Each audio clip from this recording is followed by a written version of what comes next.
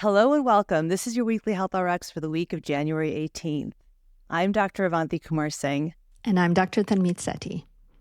Happy New Year, everyone. Hope you had some rest over the holidays or at least a few moments to just relax and take a breath. So last week, we dropped a short note saying that something new was coming. Well, this is it, right? We've been listening to you, really listening to your messages, your questions, what you're telling us that you're struggling with. And you told us what you need, and we really heard you. So this season, we're going to be doing something a little different.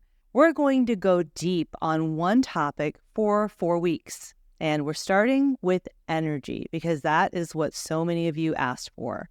Not the kind that you get from caffeine, but real sustainable energy that comes from understanding how your body actually works. And so each week for the next 4 weeks, we will be building on the previous week. And by week 4, you'll understand a little bit more about your body in a way that you never have before.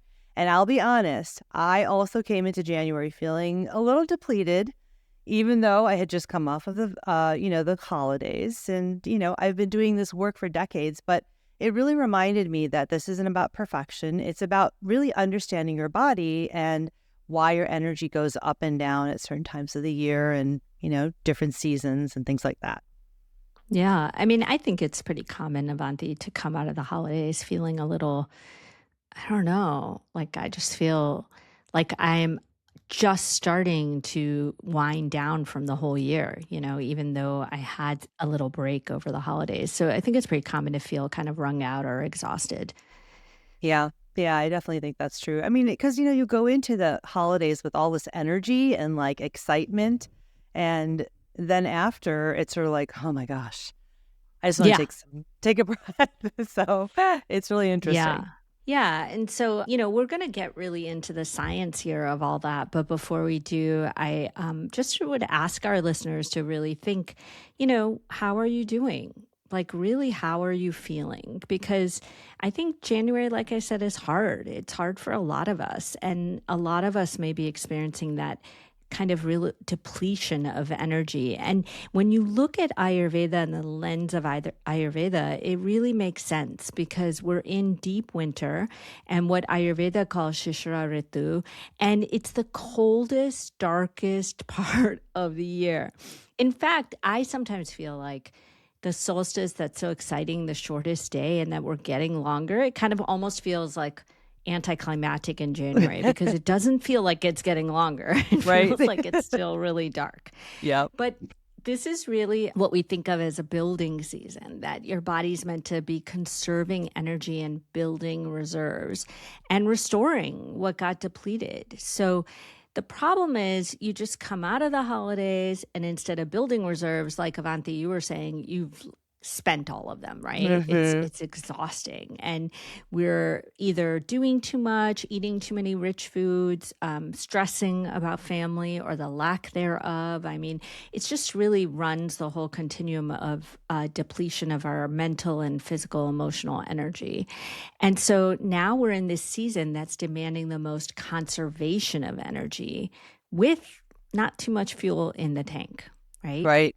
So if you're feeling more exhausted than usual, it's just this mismatch probably between what the season asks of you and what you have left to give. So something we've been hearing a lot, and Avanti, you were referring to this, that we're really listening to what people are telling us is that, people are saying, I have no more energy. I don't know how to find it.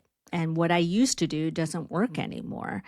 And so, and it's that kind of depletion that coffee doesn't even help, right? You Right. try more caffeine and it doesn't do anything.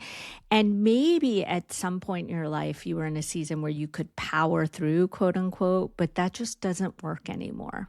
Yeah, I know that that's true for me. I mean, both of us were in medical training. I mean, do you remember how many hours we would be working and sort of we would power through? And even for days and days when I was in the ER doing ER shifts, like it'd be a string of nights and I'd just keep going and going. I don't know that I could do that anymore. I really don't. I just feel like even just doing the things I'm doing that it's not in the hospital, that I feel like, how am I going to get through the day sometimes? So I don't know. Is it Yeah. aging? I don't know. Well, and I mean, that's the thing that I feel is really hard about this question is that we start to blame ourselves that maybe our Mhm. body's just breaking down on us, or we don't have quote unquote what we had before, or maybe even worse yet, that we're feeling lazy or incapable, right? And the problem is it's not effort or our capacity. It's just not. It's not our fault. Right. You're not lazy. You're not just aging or getting older. Something has really changed in your biology. And once you understand that, then everything makes some more sense of what to do about it. Yeah, and I mean, I think that this is such an important point because so many women will actually come into this time of life, perimenopause, menopause, and they start thinking like there's something wrong with them. Oh my gosh, what, do I need to go get labs done and tests done and this and that? And absolutely, you should get checked out if there's something going on. And also, I think it's what you're saying is that, our biology changes. And then when you put the lens of Ayurveda on top of that, we can really understand that the season and the energy of the season is also contributing to how we're feeling. And so, before we get into some of the specifics about the science, I want to make sure that you don't feel like this is a lecture. This is just really an explanation. And I want you to picture this, okay? We're going to talk about the mitochondria, which are the power plants in our body, right? So just picture this. It's like you have these little tiny power plants that are called mitochondria, and these are inside of your cells. Think of them like generators that keep all of the electricity running in your house, the lights, the heat, everything, right? Now, from a physiological standpoint, in perimenopause and menopause, these power plants start to have some tough times of really powering up. They produce less fuel, less efficiently, because estrogen was really helping them run really smoothly, right? But as estrogen starts to go down and decline, so does the output from our mitochondria. And so we have the same people, the same women, same life, same demands, but you have less energy to run it, right? Your power plants are just not getting powered as much. And so when you say to yourself, I don't understand why I'm so tired, and what I used to do doesn't work anymore, this is why. It's your power plants, your mitochondria, that is the problem. They're just not producing the energy the way that they used to. And so no amount of willpower is actually going to be able to change that, right? This is physiology. And, there's research that shows this. There's studies that, show that mitochondrial dysfunction is one of the earliest changes in perimenopause. It starts before you even notice the symptoms. So your cells are actually struggling before you even feel it. And this is why you feel like something is just kind of off, even when your labs look fine, right? The standard tests just can't measure this. So that's really what's happening at the cellular level. Right. And then there's another piece to it, which is really different than the cellular level. It's cortisol, right? And so if we think about cortisol as kind of that hormone that gets you to go and it's your internal alarm clock that wakes you up and gets you going, then what we can really look at is what is a normal cortisol curve, where cortisol rises in the morning to wake you up. So like your internal alarm has gone off, and then it falls gradually through the day, and it hits its lowest point right before you sleep so that the alarm turns off and lets you, wind down and get rest.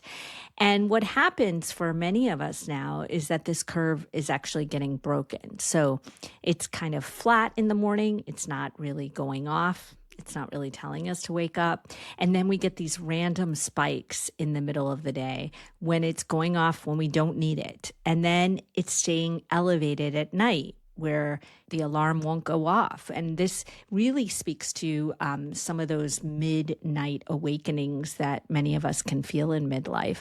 And so you really can understand how it's not a surprise that you feel wired and tired at the same time, because this clock system is really disrupted, not working right. And then there's this trap of thinking, well, I'll just have a little more caffeine and fix it. But really, research shows that caffeine only amplifies the stress response and gives us bigger spikes bigger crashes. So when your rhythm's already chaotic, coffee doesn't fix it. It actually makes it more chaotic. And so you may feel a brief hit of energy, but you crash harder and your system gets even more unpredictable. And then you drink more coffee. And then the cycle continues. And I'm not saying that women can't drink coffee. I drink coffee, but we'll just talk about, how to drink it, when to drink it as we go on and really help this curve. Right. It's really, how can you use it to your advantage?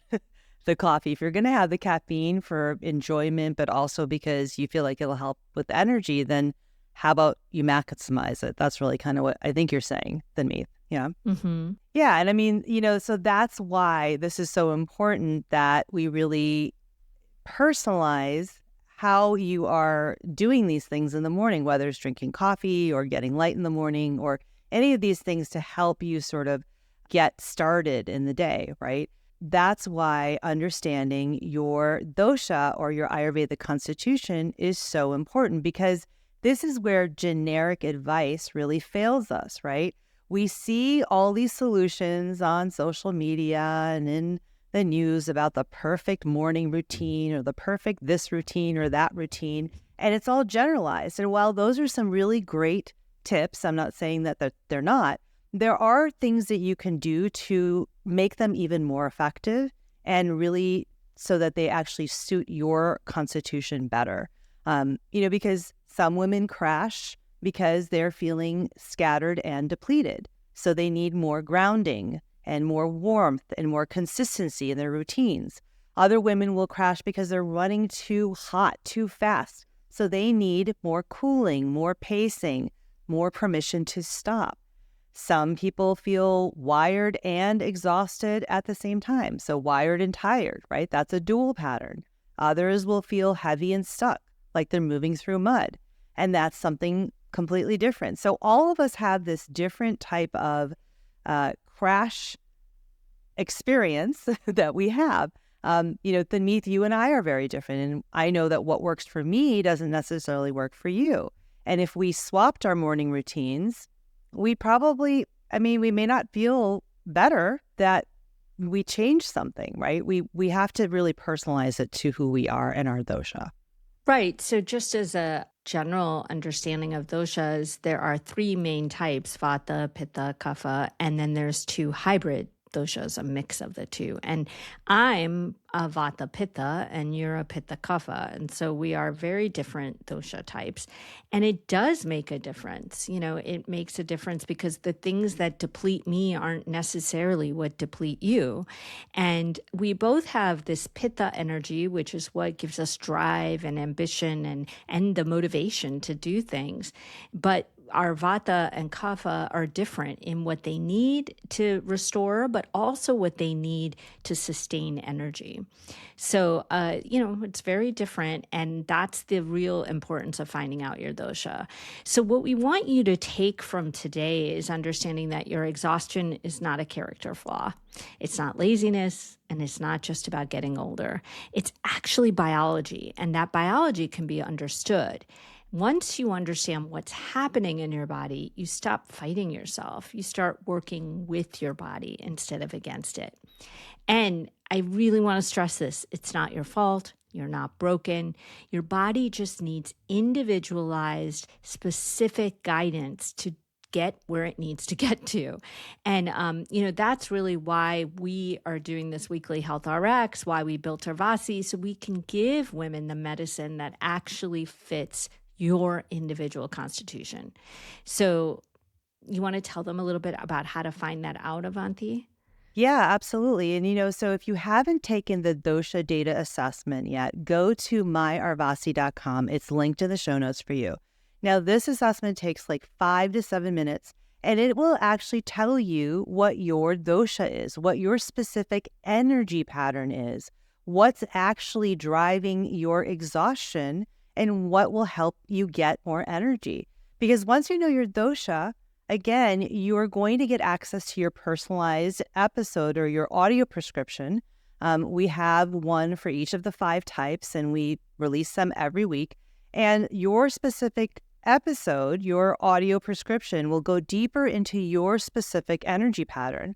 And it gives you what you need. It gives you protocols, it gives you practices, it tells you how to really adapt to your energy pattern and what's going to work for you.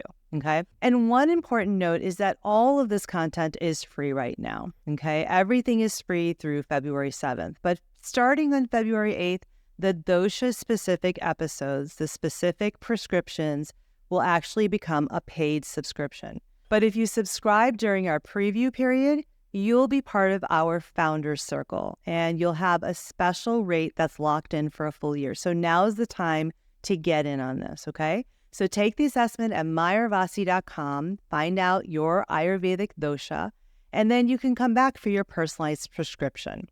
All right, friends, that's your weekly Health RX for this week. And next week, we're going to talk about the first protocol, one practice designed for your dosha. And that would be in the first 90 minutes of your day, different for each dosha, because that sets everything that follows. So we'll see you next week. Until then, be well.